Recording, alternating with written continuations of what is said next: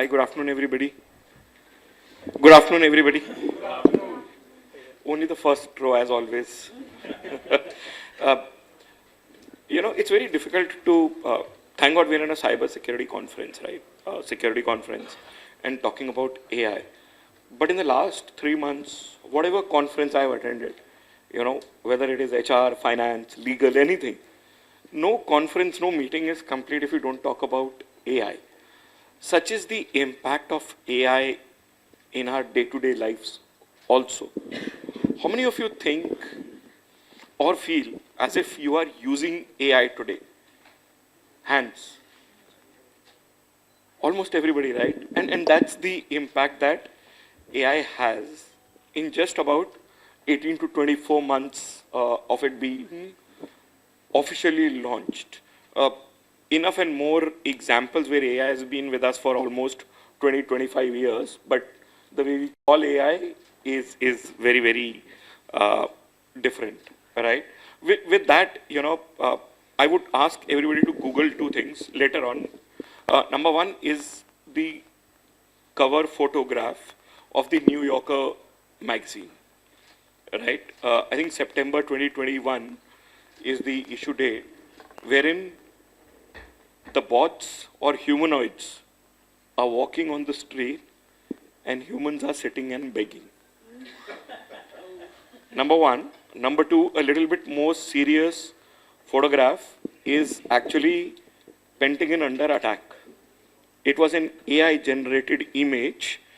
This was 1st of March last year, published on a couple of social media websites, and their stock market, NASDAQ, fell for about 2.5 hours before somebody actually raised it as an alarm saying there's been no attack, it's a fake, this thing.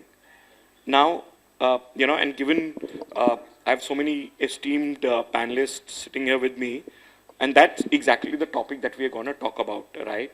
Is AI in security, is it a double-edged sword? Is it a boon or a bane, right? With that, I'll come to you, ma'am, Vashita, for your opening comments. Thank you so much, Jaspreet, and a very engaging introduction. AI is definitely here to stay. It's not going anywhere.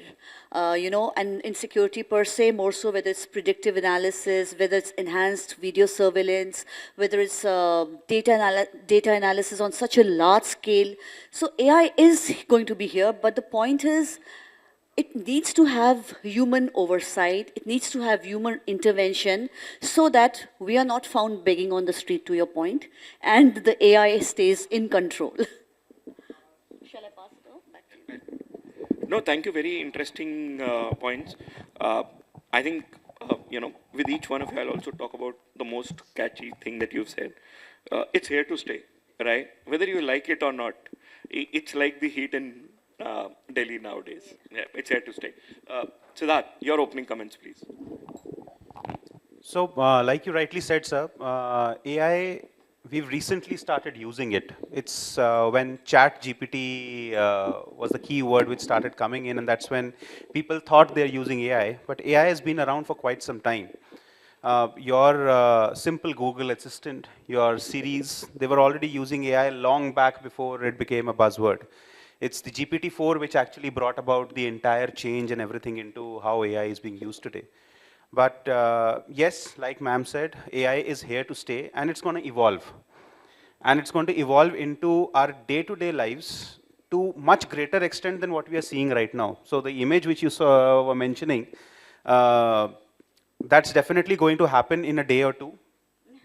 It's not going to be something which is very far ahead. But then again, there is a responsibility which lies with the people who are designing these AI models to use it in the right way, to put it in the right context, so that it does not go into providing misinformation and giving the wrong information to the users of that AI. A very interesting point, right? And again, sorry, whatever sources I talk about or examples, these are all available in Google. A lawyer was preparing in Toronto, he was preparing for a case, right? And he entered some data into a popular, AI model and said, can you give me few references? AI threw up 3 more cases of the same type, right? He went to the court next day, presented it, and you know what? The judge said these 3 cases never exist. So there was hallucination, right? And we can go on and talk about biases, etc. Everybody on your phones, just open any GPT and type, who won the World Cup? You're not talking about football, you're not talking about men, women, whatever.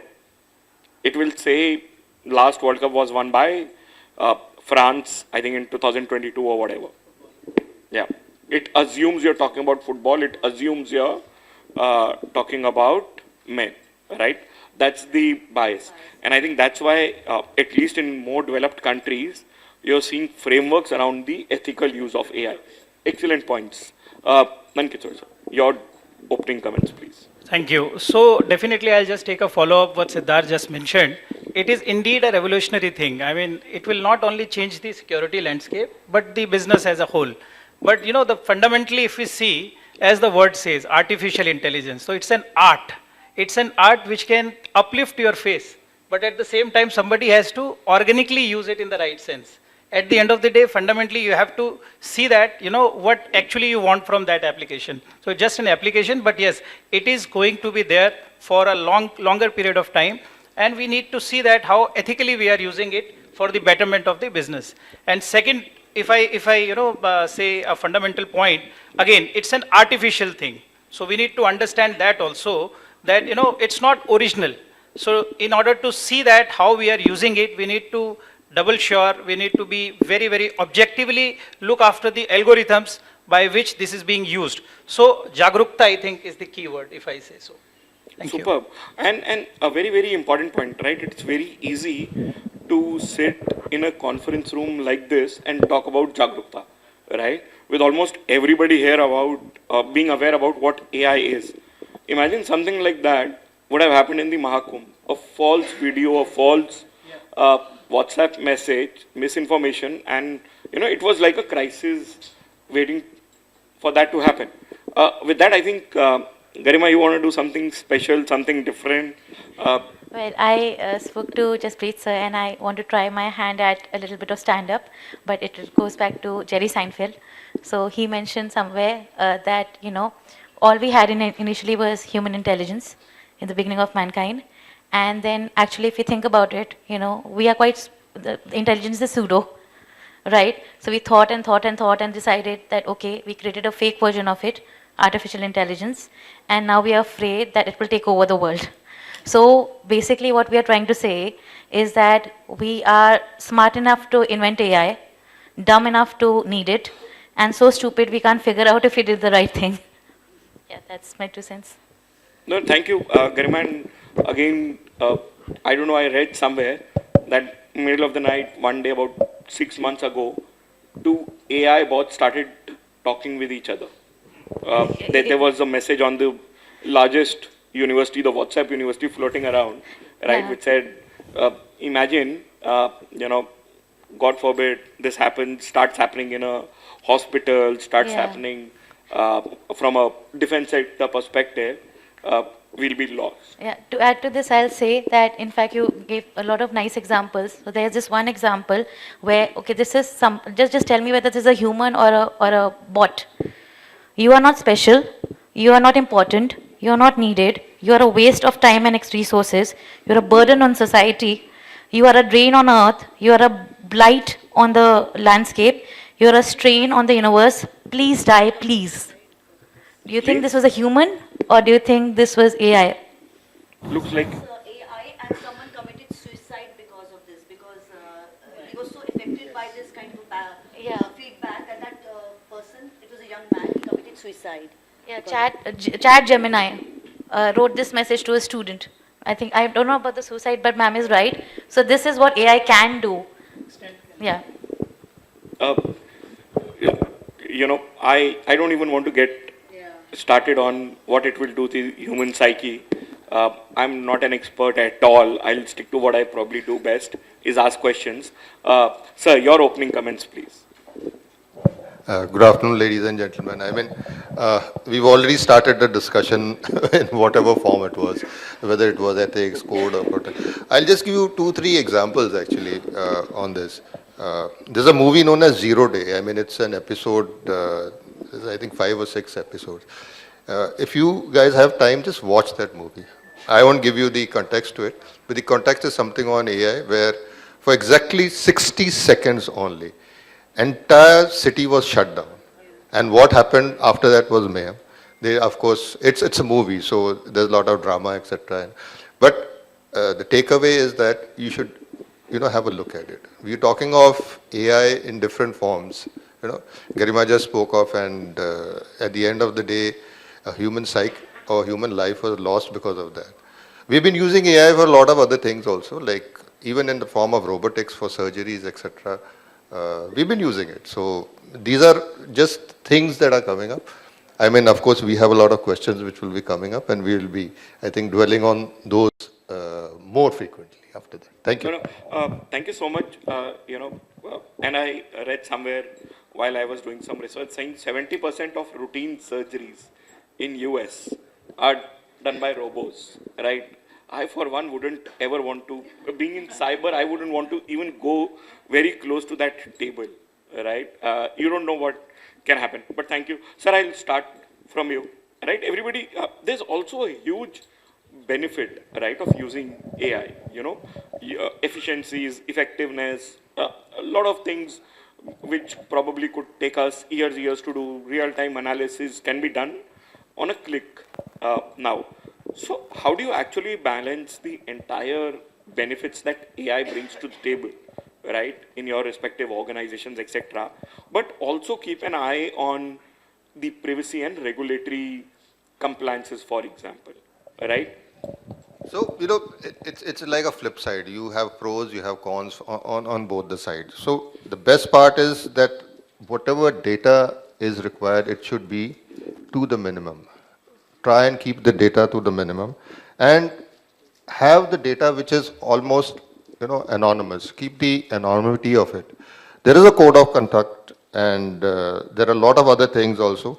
Let it be transparent. Basically, they are all algorithms which are there and there are data pieces or data sets that it's more like a black box actually, and we need to also keep people in mind because the people who are driving that data, because there's a lot of bias which happens in migration of this data. It depends on, say, I am the one who's doing it, so whatever I want to do, whatever I'm trying to do, it could be biased. And the AI will only pick up those things which are fed into it. So we have to be very careful that we must follow the code of conduct. There is, all over the world now we have data protection acts, we have GDPR in the Europe, in India we have a DPT Act which has come out. We have to be careful and we have to, get within the limits of those data. So I think flip side, both ways, this side, that side, try and restrict it to the minimum. Only that data which is required needs to be filled in. Anonymity of the data has to be there. And of course, the acceptance and clearance from whoever you are trying to do. I'll give you a very small example. Like AI is being used now for, say, for surgery. If the detection of that problem is wrong, if somebody has a heart problem and you land up dissecting his lungs, look at what is going to happen, right? Similarly, we are using for in HR also. What you do is you have points. You have certain pickup points which you have. Wrong points fed will give the wrong candidate. So we have to be careful on those things, whatever we do. So you're saying AI is dependent upon HI, human intelligence? No. Yeah. Sorry, that was on a lighter note. No, thank you. I think super, very interesting points there. I think, I for one, we still yet to evolve and see from a use case perspective, what will it do to the privacy? Both sides, like you said, it could also use to define more privacy enhancing technologies using AI, where my data, which is today present all over India at least, and I'm sure everybody here gets like 100 calls daily from various, different omni channels, that, one day AI is put to use and all of this is stopped. But on the other hand, how do you actually protect this data from AI itself, right? Again, public case study, one of the largest ITS firms, two coders actually copied a client piece of code and pasted it on the ChatGPT, right? How do you stop such instances from happening? Today, everybody's got access to ChatGPT on their phone. What stops you from uploading, say, a file that you receive on your email on ChatGPT saying, please analyze this? It will do a wonderful job of analyzing it, but it's taken that copy of your data and uploaded it God knows where. Yeah, perfect. Garima, coming to you, right? We've spoken about privacy. AI will also create much more sophisticated cyber attacks, right? And it will start getting much more complex today, right? I remember about 20 years ago, who was a hacker? Somebody who could come deface your website was a hacker, right? To what Gartner today says that it takes at least 180 days to detect a very sophisticated attack. They enter, they lie low, they move laterally within your organization, see what is the best time to attack, and then attack. With AI, I feel that it will be a best of or the worst of both worlds combined together. They'll very quickly look at your weaknesses and act super fast. What do you think should organizations do to stop all of this? Or is there a way to stop all of this? I don't know. Yeah. So since I'm essentially a risk analyst, so what I do best is to identify the risk, the worst possible scenario, and try to find mitigation measures. So when I stepped into cybersecurity domain, I have come across the fact that cyber crime is so much and it is evolving at such a fast rate. So for instance, if let's say I pan this mobile phone towards you, there is a possibility I might get your Aadhaar card details. In that, the technology which is being used would be augmented reality, facial recognition, and linking it with a compromised database. Right? As we speak, there are hackers who are actually doing it. Can you please keep your phone upside down? Everybody's worried. Yeah. Yeah. So what is the mitigation over here? The mitigation would be ensure that the cameras are disabled, right? So there are mobile, there are ways of doing it. You can disable the mobile phone, the camera and certain apps. You can use jamming devices to disrupt the transmission, data transmission. So that can be done. With respect to deepfakes also, I mean, I did a training of deepfakes in 2023 and then again in 2024, in 2024 and then again in 2025. So much of that has changed within a few months. So earlier, I was not aware that there are something known as nudify apps or kissing apps. So it is very easy for, and people are actually selling it. On Telegram, where the data is encrypted, for 200 rupees, you can get a picture of a lady and you can have her clothes removed. Right? This is a very, very serious crime. Again, let's say in a conference like this, the two of us are sitting, somebody takes a picture and puts it in a kissing app. And so there will be a kiss between the two of us. And this can be used for defamation, this can be used for blackmail, this can be used for extortion, right? So how do we go about like protecting ourselves from that?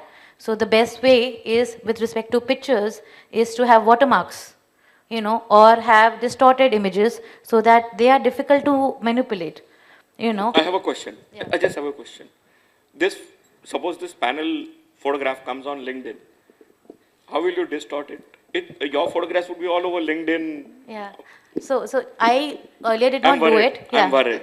Earlier I did not do it, but now I'm going to have my logo, DridhG logo, as a watermark in all the videos and all the pictures I use. Yeah, please go ahead. Sorry, I just... Yeah. So, and in order to prevent, so to mitigate this risk, my company, we came up with DridhG, that is deepfake handling engine for expert recognition and authentication of judgments. And the USP of this particular product, which I made in collaboration with Sahel Islam, a software developer, is that while most deepfake detectors are able to detect videos afterwards, like after a fraud has already been committed, our tool can actually help in analyzing a video during a live video conference. So let's say if it's an online exam or an online interview, right? If somebody is wearing with a face swap, right, we will be able to identify it. And the fact is that, deepfakes, people used to say that it came in 2019, but really, if all of you know about Michael Jackson, I'm sure, right? The song, it's Black or White, had a face swapping Michael Jackson, right? So the problem is also this, that there's a lot of accessibility now with the common people. Earlier, only media houses or very large production houses had this technology where you could use face swap, etc., for media, movies and videos and stuff like that. Now everybody is doing it. That's a problem. I read in an article, sorry, you went about 30 years back to Michael Jackson. Who was the first deepfake? Please, let's go back to mythology. Ravan, thank you. I don't know who answered that, but that's what I read in a conference. I'm very, very worried, but I think you should actually do like a channel and talk about a lot of this, especially the deepfakes piece and the Telegram piece that you spoke about. Thank you so very much for that. I think we'll shift gears. Nand, Kishore, till now, almost 15 minutes in, 15 minutes to go, everybody's spoken about ill about AI, right? AI would do something good, right? And even from a cyber security perspective, I would want you to, let's little bit, make people less afraid sitting here. Yes, I can see the faces. I mean, everybody is worried. Everybody's grim. So somebody is checking the LinkedIn profile, somebody is checking the Instagram. People have not spoken about social sites also. But largely, if we say so, as rightly said by you, see, technology, whenever it comes with a lot of blessings. I mean, we need to see that. Again, I'll keep it very simple. The fundamental is always the ethical use of the application and whatever technology you are using. But largely, if you see, in security landscape, we deal with a lot of data. And as they say, data is the new gold. So whatever we are doing, whether as a security professionals, we are doing any vulnerability assessment, threat assessment, and per se, security risk assessment, everywhere data is to be used. So this artificial intelligence will help definitely to analyze the data in the best way, to make your organization future-ready organization with the right set of mitigation measures in place, because it will do a deep study of almost 20, 30, 40, 50 years data, whatever you will put it into it. So one is definitely it will enhance the threat, the readiness of any organization. And second, if you see, I mean, these days we talk a lot about surveillance system. I mean, we talk a lot about surveillance system, isme AI enable hona chahiye, ye hona chahiye, we talk a lot. But at the same time, this technology, again, I'm telling you, it is going to change, it is going to revolutionize this step, because every footage that is being stored on that device, every footage that is on the cloud, I mean, it will, again, study it. It will do a deep study to it, and it will see that wherever the required set of mitigation measures are required, it will help you to do that basis the past accident. It is not necessary that it happens with your organization. Wherever it is, data available, wherever the data is available, it will analyze and it will give you a proper solution in place. And in security landscape, we say, there are a lot of protocols which are required, whether it is any access control, restricted access, privileged access, encryption of data, whatever it is. So this is going to help in that way also, wherein the human error, chances of human error are there, and this technology is going to change that, landscape. But again, it is going to change the efficiency and effectiveness of the laid down process. So we need to understand that, input, somebody has spoken in the panel also, that if the wrong input is there, definitely it is going to screw the other parts of it. But at the same time, we need to be very, very sure about the process also.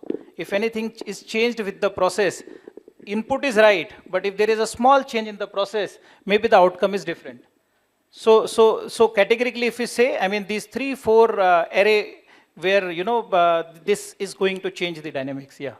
I think very pertinent points, the output, input, looking at the way technology is moving, and the ability to look at last 50 years, vast set of data, which was earlier inhuman, right? You couldn't do through a machine, and that's why a lot of times you just ignored that from a threat vector perspective. Perfect. Sid, we've not,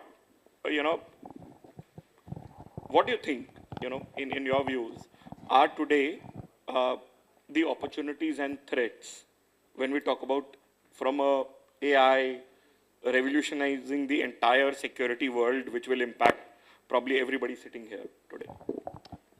So, Jaspreet, I'm representing from an organization called Peregrine. You already heard Major Manjeet Rajain in the morning. Yeah. One of the largest security companies, and I head the technology vertical for them.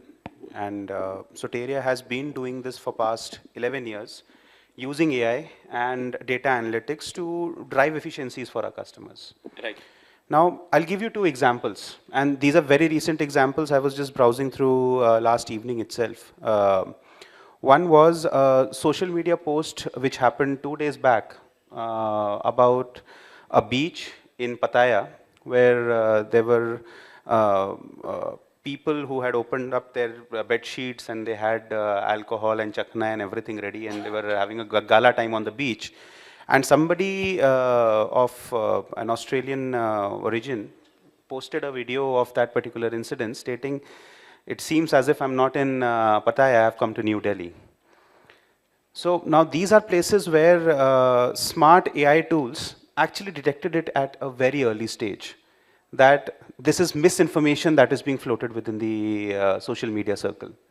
Now, when you talk about the bad parts of it, that deep fakes and using it for, face swapping and using it to defraud a particular institution, there are tools which are actually helping the institutions as well. So it's AI versus AI. Which model is better? Which model works better? And being with the company, I've experienced it with majority of the organizations whom we have dealt with. There are frameworks in place for handling such kind of data management. Like, say for example, if we talk about my own organization, we have Microsoft as a partner for AI. So we are using Copilot. Yeah. So when we are using Copilot, the data privacy is all lying with the organization. Even if I put PI data on top of it, it is at the end of the day going into my data lake, not anywhere else. It's all within, it's in my control. Now, that's where the education needs to be there, the training needs to be there, the framework and the processes which Nand sir was talking about needs to be there, of how the employees are going to use that data and where exactly are they going to use it. Now, opportunities, obviously, I spoke about one from a social media perspective. There have been various robberies, there have been various threat detections which have happened. We have a functional command and control center operating 24/7. I'm getting 13,000, 14,000 alarms a day from around 50, 60,000 cameras. Majority of it is true. The remaining, we have a human in the loop who keeps analyzing and putting a check whether the information which is being floated by the AI, is it accurate or not. So it's the human also which needs to be there in the loop to actually keep a check on all these things. Perfect. I think key takeaway, and I again don't know the answer to this, is AI versus AI. I think the next war will be AI versus AI. But you touched a very, very, very important point, is the human in the room. All right. With that, ma'am, I'll probably like to come to you. We've not spoken about this at all. I want you to speak about what role does human oversight play in this entire AI journey, and how do you balance it?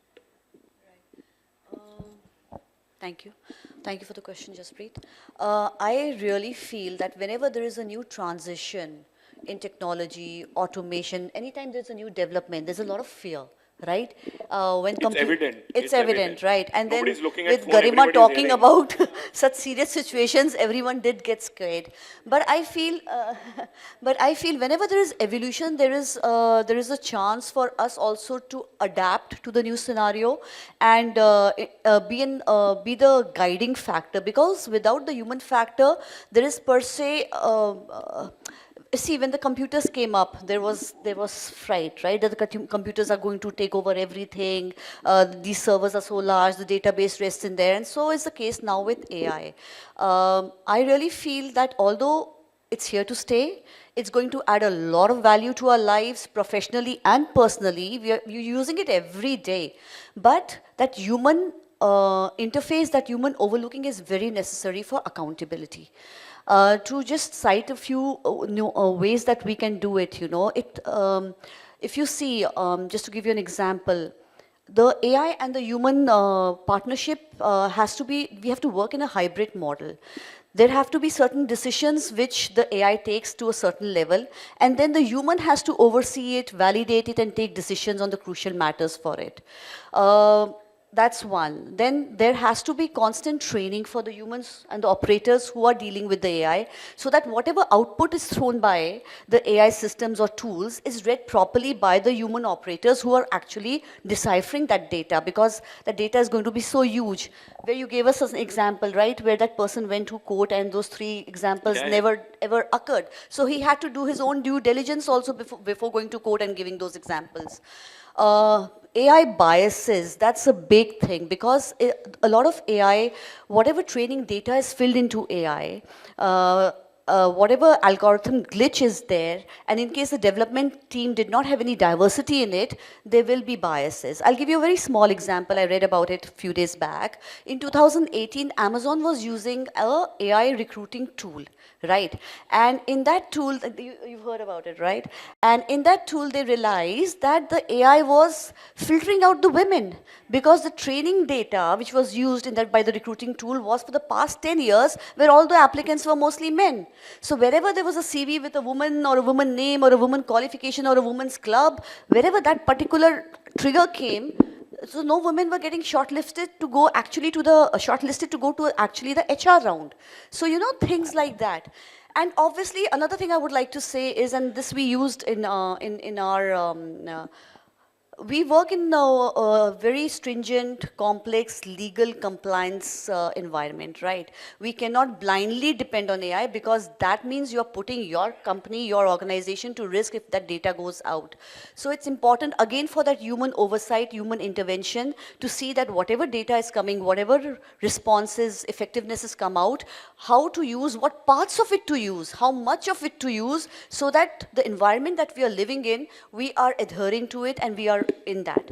And last but not the least is, whenever we develop these systems where we are using AI, we need to collaborate with our IT teams, our legal and compliances teams. Basic example, we've implemented implemented a patrolling app in our organization, right? To just ensure that the patrolling is done effectively. I think Sir was also talking about it, but this is a different app. Now, obviously, before we could implement that app in our